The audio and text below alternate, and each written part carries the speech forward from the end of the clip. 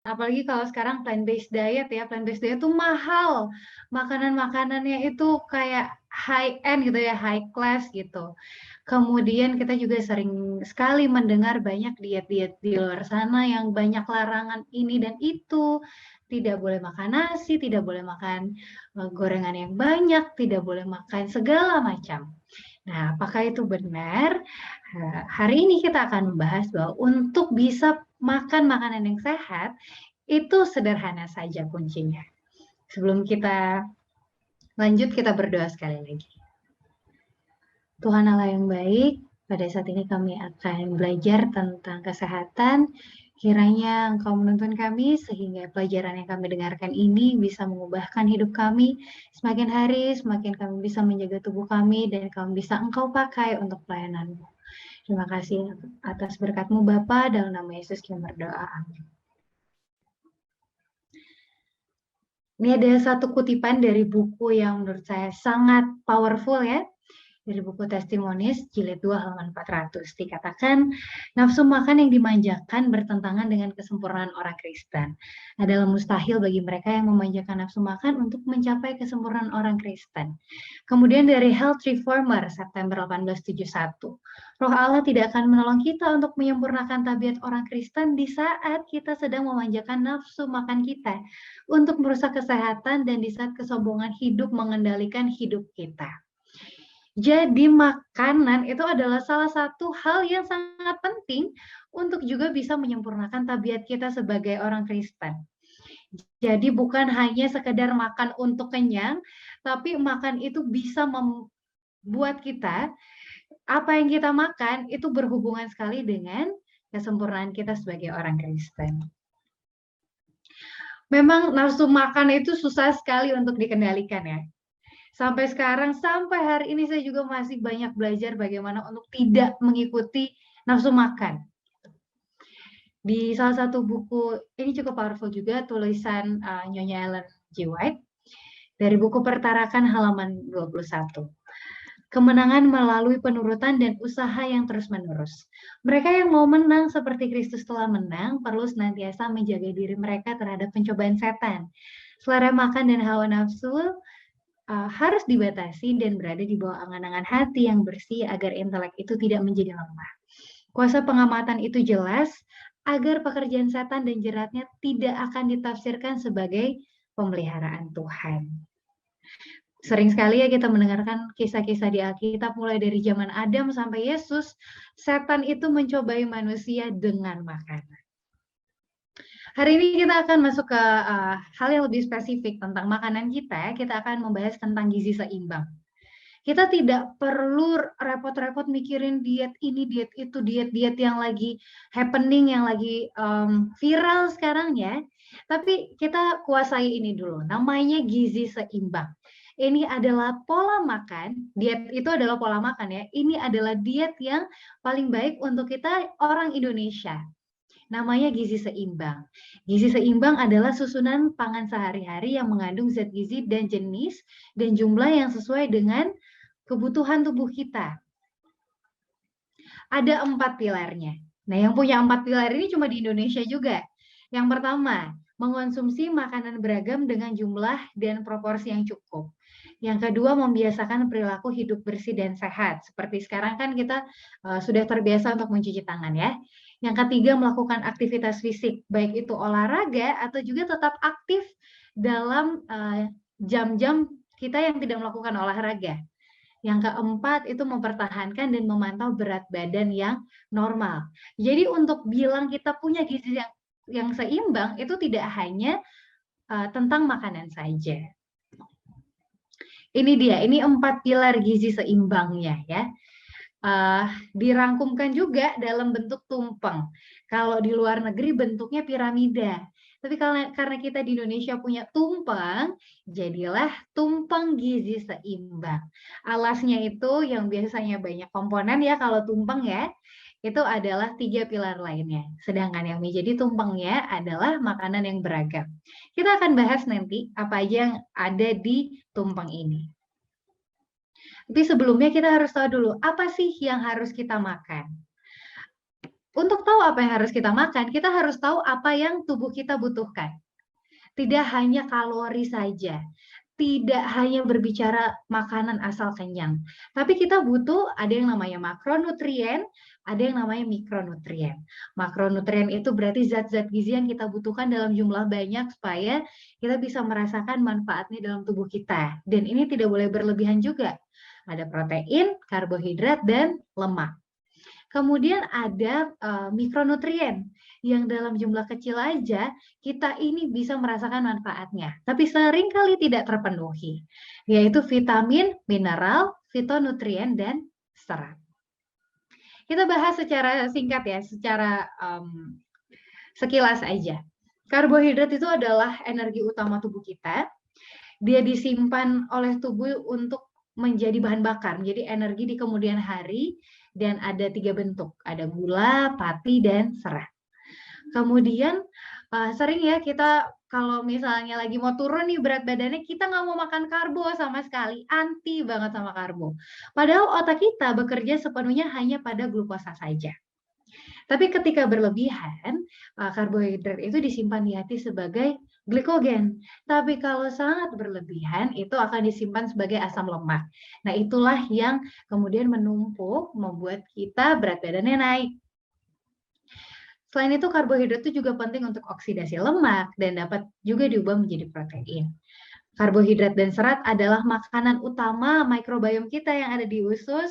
Kalau mungkin beberapa saudara di sini pernah ya mendengar saya membahas tentang mikrobiom yang fungsinya sangat banyak. Itu bisa melindungi usus kita, bisa membantu sistem imun kita, dan merilis hormon-hormon yang membuat kita happy. Karbohidrat ini banyak sekali sumbernya, mulai dari yang baik sampai yang kurang baik, mulai dari yang kompleks sampai yang simpel. Tapi kita fokus kepada sumber yang baik dan kompleks, yaitu nasi, gandum, ubi, singkong, jagung, oats, quinoa, sayur dan buah-buahan serta umbi-umbian yang lainnya. Kemudian lemak. Kita juga butuh lemak, jangan musuhan sama lemak. Kita butuh dari total kalori kita tuh sekitar 20-25%. Apa gunanya? Lemak digunakan dalam pembuatan steroid dan hormon. Kemudian berfungsi sebagai pelarut untuk hormon-hormon dan vitamin yang larut lemak seperti vitamin A, D, E, dan K. Kemudian lemak juga menjadi sumber energi, ya, energi terbesar karena dia per 1 gramnya itu mengandung 9 kalori. Dan lemak ini juga punya sumber yang baik, ada juga sumber yang kurang baik. Sumber lemak yang baik adalah yang tidak jenuh, yang meningkatkan kadar HDL kita, seperti kacang-kacangan, biji-bijian, minyak zaitun, dan alpukat. Kita harus mengutamakan sumber lemak kita adalah sumber lemak yang baik. Kemudian kita perlu membatasi lemak jenuh seperti minyak kelapa, gorengan, daging, dan juga lemak trans. Itu yang dipadatin ya, seperti margarin dan mentega. Kemudian kita juga butuh protein setidaknya 15%. Fungsinya banyak sekali, yaitu untuk pembentukan dan pertahanan jaringan tubuh, struktur sel darah merah, pertahanan sistem imun, regulasi hormon, dan juga enzim. Dan penting sekali untuk pembentukan otot. Besok kita akan belajar sama Pendeta Gute bagaimana olahraga itu penting sekali untuk metabolisme tubuh. Nah, protein juga sangat penting untuk pembentukan otot dan metabolisme tubuh. Kemudian protein juga menyediakan asam amino, membentuk sebagian besar struktur sel termasuk membran sel kita. Dan kalau kita sedang tidak bisa makan ya, kelaparan yang ekstrim, otot-otot dalam tubuh yang terdiri dari protein digunakan untuk menyediakan energi. Protein juga menyediakan 4 kalori per gram. Nah, tapi ini sangat tidak disarankan ya. Biasanya kalau sudah kekurangan energi kronis atau misalnya sudah underweight, protein yang fungsinya sangat banyak, yang esensial untuk tubuh kita akhirnya harus kita pakai. Nah, kita tidak mau juga ini terjadi pada kita. Kemudian banyak yang meragukan potensi protein nabati. Katanya, oh kecil proteinnya. Coba kita lihat.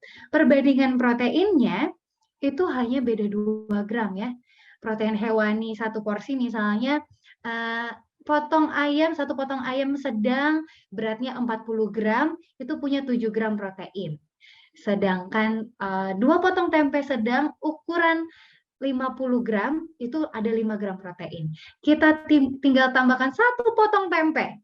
Proteinnya bahkan sudah bisa lebih besar daripada protein hewani. Selain itu, di protein nabati itu mengandung lemak tidak jenuh. Ada juga phytochemicals atau fitokimia. Dan ini terdapat pada biji-bijian, kacang-kacangan, polong-polongan, dan olahannya. Sedangkan sayang sekali pada protein hewani, apalagi semakin maju zaman ini, hormon pada binatang itu juga semakin tinggi dan mengandung lemak jenuh. Serta pengolahan protein hewani itu menjadi sesuatu yang buruk bagi bumi kita, ada greenhouse effect-nya. Selain itu kita juga butuh vitamin dan mineral. Vitamin dan mineral itu ada banyak sekali jenisnya ya. Ini ada yang larut lemak, ada vitamin A, D, E, dan K. Masing-masing punya fungsi yang sangat penting pada tubuh kita. Dan kita bisa dapatkan ini nggak jauh-jauh dari sayuran, nggak jauh-jauh dari buah-buahan, kemudian biji-bijian juga. Begitu pula dengan vitamin C, B kompleks, dan bahkan vitamin B12 nih, kalau di luar negeri masih bingung caranya bagaimana ya, kalau kita apalagi plant-based eater, gimana caranya vitamin B12-nya terpenuhi. Tapi di Indonesia ini kita punya tempe yang ternyata vitamin B12-nya bisa mencukupi kebutuhan harian kita. Ini juga mineral.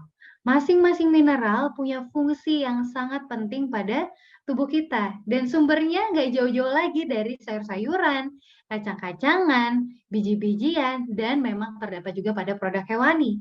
Tapi produk-produk nabati pun menjadi sumber yang baik. Ya, biasanya ini issues juga nih kalau misalnya makannya dari plant-based, takut ya zat besi dan kalsiumnya tuh kurang. Padahal sayuran hijau, kedelai itu bisa menjadi sumber yang sangat baik.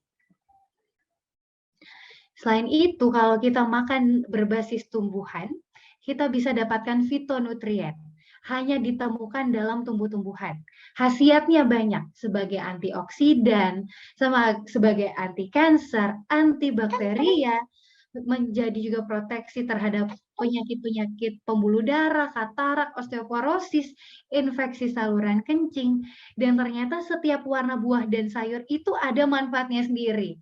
Mungkin sering dengar ya bahwa kalau kita mau makan itu warna yang ada di piring kita seperti pelangi. Karena memang fitonutrien yang ada pada buah-buahan dan sayur-sayuran dengan warna-warna yang berbeda ini punya fungsinya masing-masing. Sekarang, bagaimana cara makan yang baik? Kita udah tahu apa yang kita butuhkan, banyak sekali ya. Ada makronutrien tadi, ada mikronutrien, banyak banget yang kita butuhkan. Bagaimana membuat itu sederhana? Yang pertama kita harus lakukan quality control-nya dulu. Dari Council on Diet and Food dikatakan bahwa padi-padian, buah-buahan, kacang-kacangan, dan sayur-sayuran adalah makanan yang sudah dipilih sama pencipta kita. Yang tentunya udah paling tahu lah tubuh kita ini butuhnya apa, berfungsinya seperti apa, organ-organ sampai sel-sel dalam tubuh kita ini butuhnya apa, pasti pencipta kita tahu. Nah, padi-padian, buah-buahan, kacang-kacangan, dan sayur-sayuran ini udah dipilih sama pencipta kita untuk kita. Kayak misalnya ya, yang buat pesawat itu udah bilang, bahan bakarnya pesawat itu aftur. Jangan dikasih minyak tanah, apalagi minyak goreng ya kan, nggak cocok, nggak akan berfungsi dengan baik. Kemudian persiapannya pun harus sesimpel mungkin, sesederhana mungkin, dan paling dekat sama bentuk aslinya. Contohnya nih, banyak sekali, ini juga masih sering terjadi ya, dan seperti sayur-sayuran gitu ya, brokoli misalnya, banyak anak-anak nggak suka brokoli, akhirnya harus digoreng dengan tepung. Nah, itu kan persiapannya sudah tidak sederhana lagi dan udah nggak dekat sama bentuk aslinya. Makanya sesimpel mungkin dan sederhana. Itu adalah makanan yang paling sehat dan paling bergizi. Bagaimana di Indonesia ketersediaannya? Ini adalah makanan-makanan yang murah, bisa kita jangkau di pasar manapun. Nah, ini dia, tumpeng gizi seimbang. Porsinya juga penting ya, dan lihat di sini yang kita butuhkan makanan pokok. Kita bisa dapetin dari padi-padian, dari umbi-umbian, dari jagung juga bisa, dari biji-bijian. Kemudian apalagi yang kita butuhkan? Ada sayur 3-4 porsi, satu porsinya sekitar 100 gram atau sekitar 1 mangkok. Kemudian buah-buahan 2-3 porsi. Nggak usah repot-repot, makan 2 pisang itu sudah memenuhi 2 porsi. Kemudian di atasnya adalah lauk pauk. Dan tadi kita udah belajar tentang protein. Kita kalau bisa pilih protein-protein yang plant-based, yang dari tumbuh-tumbuhan. Kemudian yang pucuknya yang di atas tuh ada gula, garam, dan minyak. Itu adalah hal yang harus kita batasi. Gula itu setara dengan 4 sendok makan atau 40 gram sampai 53 gram. Garam itu setara dengan 1 sendok teh atau setara dengan 2000 mg natrium, dan minyak 5 sendok makan. 1 sendok makan minyak itu setara dengan 1 tumisan. Gitu. Kita perlu hati-hati juga, jangan sampai makanan kita nih udah plant-based diet, mungkin di sini udah ada yang vegan juga, semua makanannya digoreng-goreng. Kita perlu memiliki variasi yang tepat.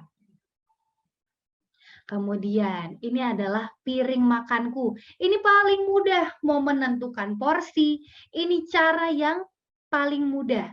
Nggak usah ditimbang-timbang, nggak usah repot sama saya udah makan berapa kalori. Makan kayak gini aja setiap kali makan. Di piring kita ada setengah porsi buah dan sayur, seperempatnya lauk pauk, seperempatnya lagi karbohidrat. Nggak ribet, nggak usah timbang, nggak usah pusing sama kalori. Selain itu, pilihan makanan kita juga penting. Tadi kan kita udah belajar ya, sudah lihat apa yang kita butuhkan. Padi-padian, buah-buahan, sayur-sayuran, dan kacang-kacangan. Kemudian ternyata ada makanan-makanan juga yang mudah membusuk di usus dan ternyata itu pengaruh besar untuk kesehatan kita. Ini dari sebuah buku Revolusi Makan, penulisnya Dr. Hiromisin ya. Disampaikan bahwa produk hewani, olahan susu, roti dan mie yang terbuat dari gandum putih, kue dan panganan yang mengandung gula putih, serta makanan-makanan yang digoreng itu bisa menjadi sampah pada usus kita. Akhirnya, kalau misalnya pencernaan seseorang itu dipenuhi oleh sampah, makanan-makanan yang mudah membusuk itu, maka kita akan rentan untuk terkena penyakit. Sedangkan kalau bersih, tubuh orang tersebut dapat melawan penyakit jenis apapun dengan mudah. Dan jangan lupa ya, ini berhubungan juga sama microbiome nih, karena microbiome tuh sukanya makan serat dan gak suka makanan-makanan yang tinggi gula dan tinggi lemak. Kalau misalnya kondisi pencernaan kita buruk, kita tidak dapat menjalani hidup dengan bahagia. Pikirannya juga terus negatif. Kalau misalnya nih ada orang tua, ada pasangan kita, teman-teman kita, teman kantor kita yang bawaannya marah-marah terus ya, bete-bete terus, coba deh kita ajak mereka untuk makan yang sehat-sehat. Atau kalau kita sendiri nih merasanya perasaan kita nih kok negatif, terus ya gampang marah, gampang tersinggung, kita bisa mulai dari usus kita. Ada juga penelitian terbaru, ini baru ya, tahun 2020. Makanan-makanan yang disebut Western diet nih, walaupun di Jakarta Selatan, Jakarta Utara, Jakarta Barat, Timur, Cibubur, ini jenis makanan ini sudah kita biasa dalam kehidupan kita ya. Tetap kita sebut Western diet dulu untuk hari ini. Western diet adalah makanan-makanan yang tinggi lemak jenuh dan juga gula, serta rendah asupan sayur, buah, dan serat. Ini menurut penelitian juga nih di Indonesia. Hanya 5% orang Indonesia yang makan buah dan sayur setidaknya 5 porsi satu hari. 95%-nya itu tidak mencukupi rekomendasi asupan buah dan sayur. Sedangkan makanan-makanan tinggi gula dan tinggi lemak ini merajalela di mana-mana. Diet seperti ini ternyata berhubungan dengan peningkatan resiko penyakit metabolik, obesitas, penyakit jantung, dan juga inflamasi sistem yang kronis. Kapan-kapan kita bahas lebih dalam, tapi saya mau kasih tahu dulu. Apa sih akibat inflamasi itu? Kita bisa menderita atau memiliki resiko diabetes, demensia, penyakit jantung yang lebih besar, gangguan sistem imun, kanker, gangguan kognitif dan kesehatan mental, penuaan dini, kelelahan dan sakit kepala yang berkepanjangan hanya gara-gara makanan kita. Makanan-makanan tinggi gula, tinggi lemak yang kita nggak sadari, dari makanan-makanan kemasan, makanan-makanan cepat saji, itu ternyata membawa dampak buruk bagi kita. Sedangkan kita lupakan makanan-makanan sederhana yang sudah Tuhan pilihkan untuk kita seperti sayur dan buah-buahan. Sekarang kita ke quantity control-nya. Mau makanan itu sesehat apapun, tapi kalau berlebihan, itu ternyata dapat menyumbat mesin tubuh kita ini, ya, dan juga ternyata berhubungan dengan mental dan moral kita. Nah, ini tadi kita udah sempat bahas ya di atas ya, tentang isi piringku atau piring makanku, dan ini juga satu lagi ya untuk menentukan porsi. Kalau kita nggak bisa ikutin piring makanku, kita bisa pakai porsi ini. Kalau nasi itu sekepalan tangan kita atau setara dengan 1 centong. Kalau misalnya sayur-sayuran, seberapa banyak kita harus makan? Sayur-sayuran itu atau buah-buahan itu kita bisa makan tangan kita nih, kira-kira 100 gram. Kemudian besar palm kita atau telapak tangan kita ini adalah porsi untuk protein kita. Cocok nih, 1 porsi tahu kira-kira sebesar ini atau 100 gram. 1 porsi tempe juga 2 potong sedang seperti ini bentuknya, besarnya. Mudah, lebih personal juga untuk kita, porsi kita, dan tanpa timbangan. Ada juga kalau kita mau hitung kalori, mau pakai budget kalori itu juga nggak masalah. Sekarang udah banyak sekali aplikasi-aplikasi yang bantu kita menghitung kalori dan membantu kita untuk menjaga kita tetap dalam budget kalori kita. Jadi kita bisa input tiap kita mau makan gitu ya. Dan yang tidak kalah penting selain kualitinya dan juga kuantitinya adalah jam makan kita. Kalau misalnya pernah dengar diet diabetes tuh ada 3J, jenis, jumlah, dan jam. Itu tidak hanya untuk orang diabetes aja, tapi kita juga penting. Eat o'clock. Kapan sih kita harus makan? Nah, ini saya ambil dari Consults on Diet and Food karena menurut saya ini masih relate sekali untuk kita. Jadi kita kasih interval, kita kasih istirahat pencernaan kita. Sedangkan kita kerja terus-terusan kan lelah ya, kita butuh waktu istirahat. Begitu juga dengan pencernaan kita. Beri jarak paling tidak 5 jam setelah kita makan dan makan buah. Gitu. Kemudian berapa kali kita boleh makan? Dianjurkan kalau mau mencoba 2 kali makan adalah lebih baik dari 3 kali makan. Kalaupun kita mau makan malam, kita makan makanan yang ringan dan mudah dicerna seperti buah. Tapi kalau misalnya saudara-saudara ada gangguan gula darah, boleh makan 3 kali sehari dan juga diselingi dengan buah-buahan yang rendah glycemic index-nya. Kemudian, boleh nggak sih makan di antara jam makan? Ini sebenarnya lebih advance ya daripada banyak penelitian sekarang. Seharusnya tidak ada yang dimakan di antara jam makan. Baik itu buah maupun kacang-kacangan. Buah-buahan itu bisa kita makan setidaknya 15 menit setelah kita makan. Dan setelah itu kita kasih interval untuk jam makan berikutnya. Karena ternyata makan di antara jam makan itu bisa membuat penyakit pencernaan atau dispepsia. Kemudian kalau pencernaan kita kerja terus-menerus, itu akan memakai vital force dari otak dan membebani untuk membenahi pencernaan. Sehingga itu dapat melemahkan kekuatan mental kita. Yang terakhir, happy eating. Kita harus makan dengan senang hati, dengan ucapan syukur, karena suasana hati dan makanan yang dimakan tuh akan direkam oleh hubungan usus dan otak. Nggak heran pada anak-anak kecil ketika dipaksa makan sesuatu atau cara pemberian makanannya tidak nyaman, makanan itu akan menjadi sesuatu yang traumatis untuk mereka. Makanya kita harus biasakan makan dengan senang hati dan ucapan syukur, dan kalau bisa kita terapkan yang namanya mindful eating. Di mana saat kita mindful eating, fokus kita adalah kepada makanan kita, tidak sambil mengerjakan yang lain. Kita paham benar jenis makanan yang akan kita makan, impact-nya apa, efeknya apa dalam tubuh kita, jumlahnya sesuai yang kita butuhkan atau tidak, sehingga kita bisa makan secukupnya dan tidak berlebihan bagi kita. Terima kasih, kiranya Tuhan menolong kita semua supaya kita bisa makan untuk kemuliaan nama Tuhan. Terima kasih, Tuhan memberkati.